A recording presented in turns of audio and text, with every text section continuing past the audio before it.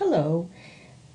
Today we're going to take a very brief look at the Work Center Operations for Operator icon that has been added to your menu.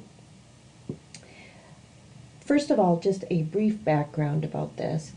I think many of you are working currently from my data collection activity, and looking at this menu here, you could see all of the options you have on your current menu if you are currently using the old option are there, but you have this one new option, Work Center Ops Operator. This is one step further into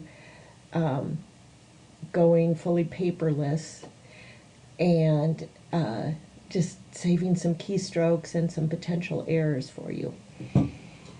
Okay, so let me just reaffirm, you can still use all of these options. You can still go into my data collection activity, my active jobs, you can do your lunch punch, none of that changes. But within here, I'm going to go into this now, you'll be able to do things even more easily. So I'm going to go into Work Center, this Work Center, just trying to, I've kind of got a pre-selected order to do. This is all live data, and I just need to be careful to work in an area that won't affect anybody and then quickly get it deleted before it causes any harm.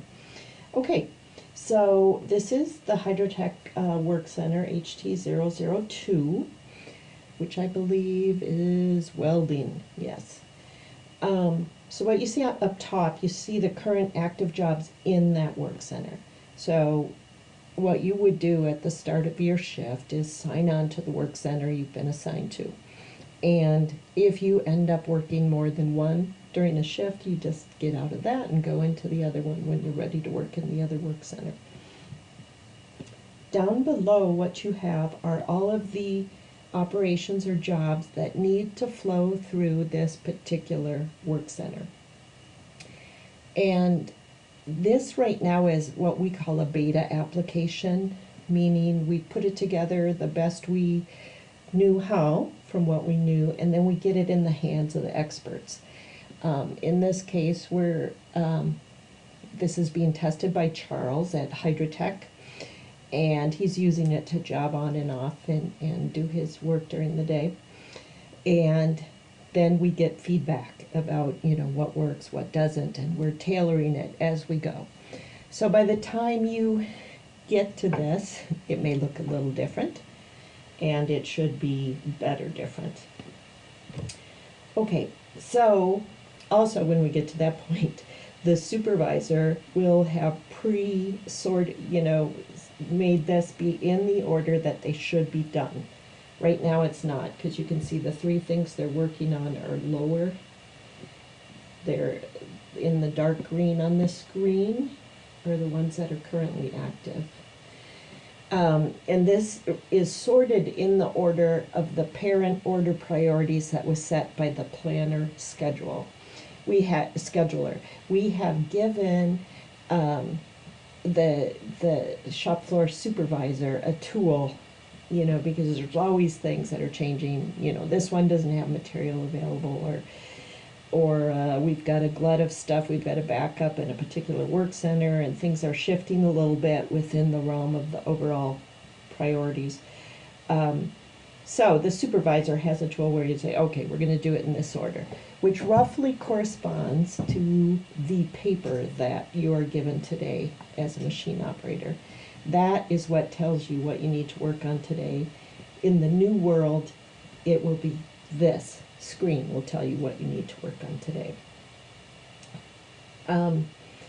What you can see for each order, you can see the order number, the operation number, some item number and description. You could see the quantities ordered. The quantities on those first two, some have been posted. What you may notice is we've got the JDE or JD Edwards quantity posted and the eShop quantity completed. Once you're jobbing on and off at your location, you're going to get that information of what's completed as soon as you job off and enter a quantity. Whereas right now, it's not until usually the next day that the supervisor or somebody is posting the information from your time cards into JD Edwards software, and that's when we know. So this is a real pivotal getting to real-time information, that as soon as you have claimed on this first step 4, quantity of 4, that's there in the system, and everybody can know that who needs to know it. They could look it up and know those have actually been completed and claimed. And you can see on that first one there's still 2 remaining. Next to that is a material status. It looks like these top 2 haven't been issued all the materials they needed, which is why they're probably sitting there. And you can notice, I think, green means good. Either nothing was needed for this route step and materials, or it's been fully issued. Let's just see if we have a fully issued in this work center. But it's in green and it says fully issued. Not issued means there were materials needed and none of them have been issued.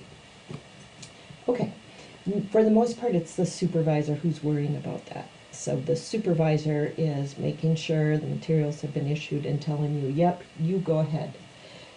You can work on that. So it's not something you have to worry about, but you do have that little piece of information if you're interested. All right. Let me go ahead and show you what the job on looks like in this. I'm going to use this one here. So I'm touching it, job on, 1 stop. I'm going to job on to run. Continue. Okay, so now you see me and my employee number. I've used Troy Brandt, who is a manager, and I just use that so that it can easily, somebody can see, hey, that's not right. Troy's not working on the machines. That must be Janine. All right, so that shows up there. You do your work, blah, blah, blah. Now let's say we're going to come and job off. I'm touching this again. Job off. I'm jobbing off of run. And let's just say I completed 3. So I'm going to do that.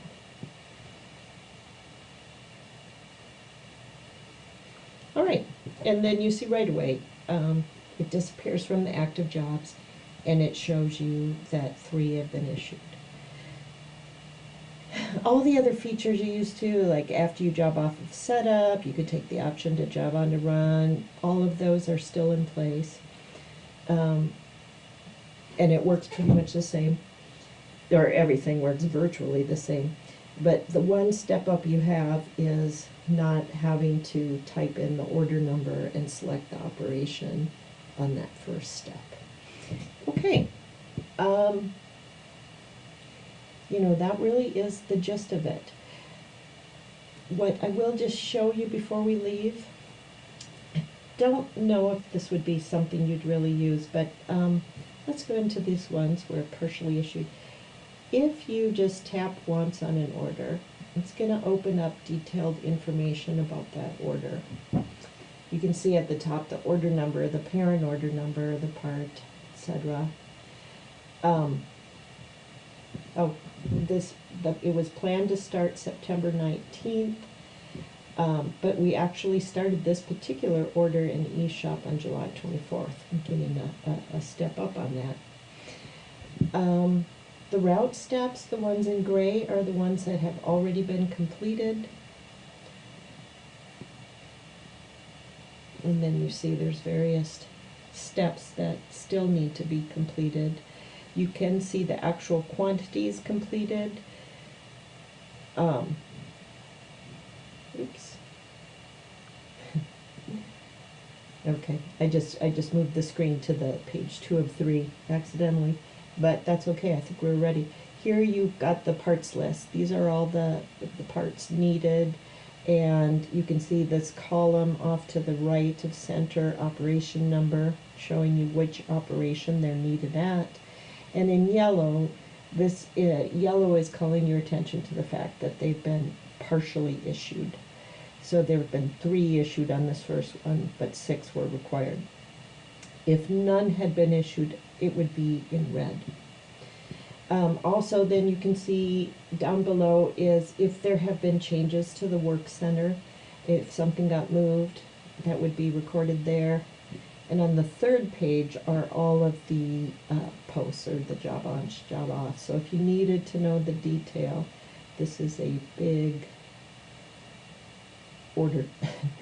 If you needed to know the detail, you could see how many have, were posted on that particular transaction, the date and time. Oh, and who did it? Oops. Okay.